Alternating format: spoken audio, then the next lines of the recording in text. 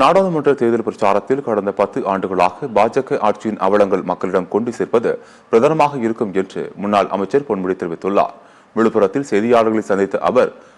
நாடாளுமன்ற தேர்தலில் தமிழகம், புதுச்சேரி உள்ளிட்ட 40 இடங்களிலும் திமுக கூட்டணி வெற்றி பெறும் என்று தெரிவித்துள்ளார்.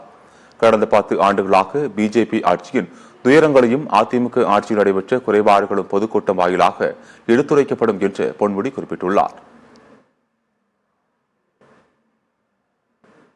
பிஜேபி ஆட்சியினுடைய 10 ஆண்டு கால தவறுகளையும் நம்முடைய தமிழகத்தில் ஆட்சி செய்த அதிமுக ஆட்சியினுடைய குறைபாடுகளையும் எடுத்துச் சொல்ல வேண்டும் என்று சொல்வதோடு, கிட்டத்தட்ட இந்த 3 ஆண்டுகளில் தமிழக முதலமைச்சர் தளபதி அவர்கள்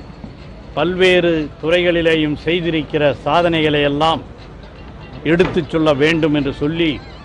அவைகளை இங்கே இருக்கிற இந்த BLA to BLC இளைஞரணி, மாணவரணி மற்றுமுள்ள பல்வேறு அணிகளை சார்ந்த கிளைக்கழக செயலாளர்கள் முதல் கொண்டு தெரிந்து கொண்டு